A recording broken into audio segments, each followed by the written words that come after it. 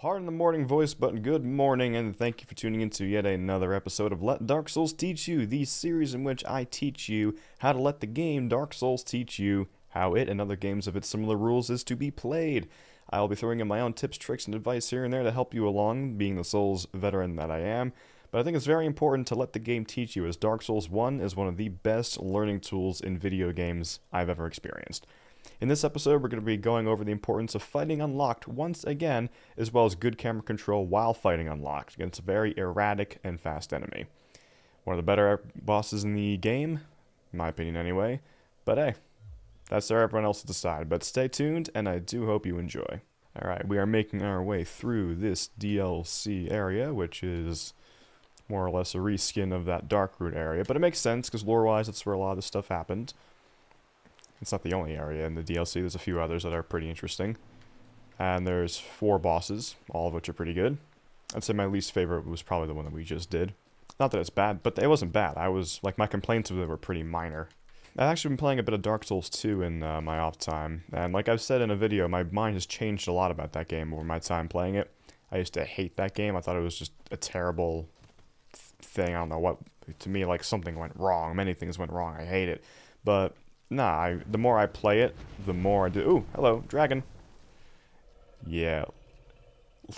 Let that be a little bit of a... You ain't seen the last of him. General rule in Dark Souls, no matter which game it is, if you see a dragon fly over you, you've probably not seen the last of him. But yeah, like I was saying, Dark Souls 2, the more I play it, the more I appreciate it. It's pretty dope and swag. It's got some good dialogue. Decent lore implications, a couple new and interesting gameplay mechanics. Some are good, some aren't good. But we're not talking about Dark Souls 2 today, we're talking about Dark Souls 1. I might do a few more videos on Dark Souls 2, I don't know. Just to do some compare and contrast. You know, because there is definitely some things to learn with Dark Souls 2 that Dark Souls 1 may not have taught you. So, yeah, video ideas. It's very easy to come up with ideas while working on a video. But then to actually put that into effect and work on it yourself is probably one of the more difficult parts of being an extremely lazy, you know, video making guy. I refuse to say content creator because that sounds really professional, and I am just not to that tier of professionalism. So I'm not going to bother saying that. Alright, and straight off the bat, we are greeted with a fog door, as if the game is immediately saying, hey, there is a big important boss in this area, and we don't want you to look too long to find him. He's right there. However, we see a bridge right here. We're just going to explore a little bit before we go to that boss. We're going to say hi to this marvelous fellow. You can talk to him a little bit. He can tell you some stuff. We don't really need any of this at the moment, but we'll keep him in mind. So long. This is also a shortcut back up to where we were before, so if and when we die, well, we're right there. Alright, it is boss time. Wish us luck, Reddit.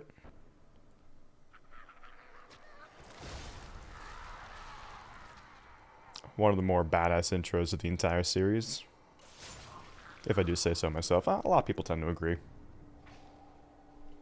It's a shame this guy actually had a lot of cut dialogue and stuff, you know, that would have added a lot more depth. But as it stands, he's still one of the coolest guys in the series. Bosses, characters, lore-wise. Watch some Vati video or Silvermond if you want to know more about Knight Artorias.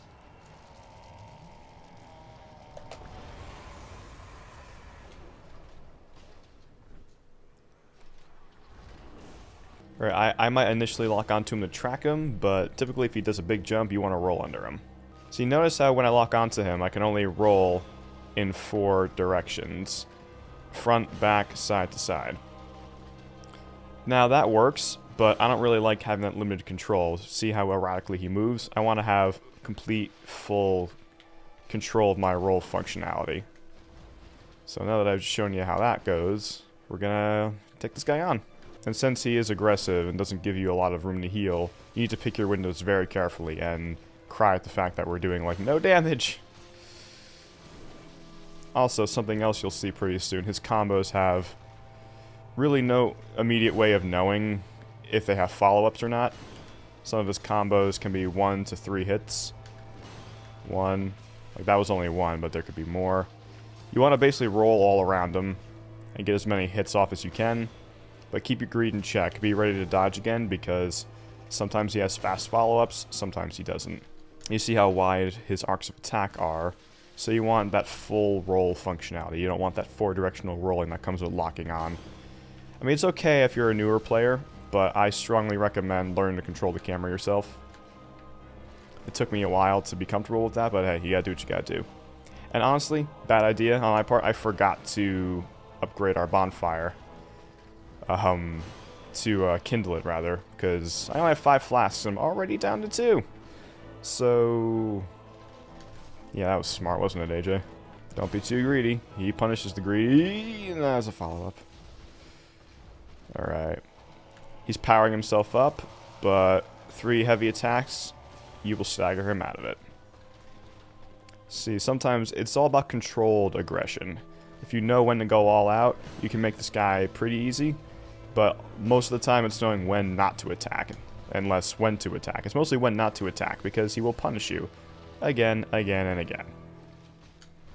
Also, if you let him do that purple thing where he was, you know, buffing himself, it buffs his damage a lot. And if you let him get away with it, he might do it up to 3 times in one fight. At that point, he's killing you in 2 hits. So you really don't want to do that. That's kind of the game teaching you, if you play aggressive, unlike you're really taught to in this game, you will be rewarded for it. Ouch. See, I assumed that would only be 1 hit because all of the others have been 1 hit, but I was punished for assuming, and that was a 3-hit combo.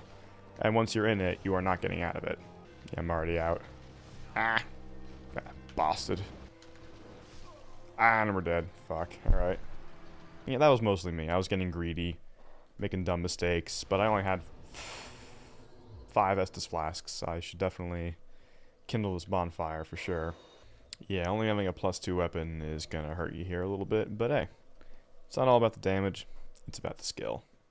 Don't get me wrong, damage definitely helps, but it's about, can you learn the pattern of the boss, you're gonna win. Plain and simple. Also, not wearing armor is, you know, kinda sets you back a little bit, but hey, we're supposed to be the shirtless wonder. Here, Wow. Well, environmental awareness. This is episode 2 once again. But hey, at least we might have lost like 45,000 souls. Which, what level am I? I am at level 66. 44k souls isn't the biggest deal, but that was still kind of heartbreaking. But whatever. At least we still have our 15 Estus flasks, and we will persevere nonetheless. Just goes to show you, even a serious veteran can make stupid mistakes like that. There's our shortcut from earlier. I'm not going to bother reversing my hollowing because I'm not guaranteeing that I'm going to kill this in the next go, and I don't want to waste the humanity because we're definitely going to need it. Alright, buddy, oh pal, oh great lore character, you. It's time for round 2. Yeah, the constant turning of the camera might be annoying to some people, but honestly, for the best results, learn to control the camera is definitely key. Yeah. His AI is pretty good. He punishes you, if he can, when you stop to heal. It's annoying, but it's fair. It's very fair. Because I knew he was going to do it as well, but I thought I can get away with it. Ah, we couldn't quite stagger him out of it. Ah, not quite. Come at me, mate. Yeah, his damage is now buffed, so definitely watch out for that. Even the clipping damage that you take is a lot higher. Try to buy some time to drink. Alright. I'll just run right past you. Nope, you are not getting away with it this time. Oh, okay. Did not know he had the range on that. Fuck. Oh god. What do we do now? This is a predicament we found ourselves in. Oh, we're dead. Oh, we're fucked. We're fucked. Ah, we had like... Damn it. This guy's harder than I remember. Don't get greedy and do not let him buff himself because... Yeah. That shit hurts. But see, fighting unlocked and controlling the camera. You can have eyes on him at all time. You have unlimited roll functionality. It's the best time. Just let him jump right over your head. There we go. I mean, he doesn't usually track you. You probably don't even have to roll, but it's Dark Souls. Don't take the chance. Just roll. Ooh, thought I was gonna fucking get roasted there. Oh, 4th buff. Oh, I'm probably gonna miss it. 2, 3. Ah, bastard! I knew I was gonna miss that. Come on, just let me prod you to death, mate.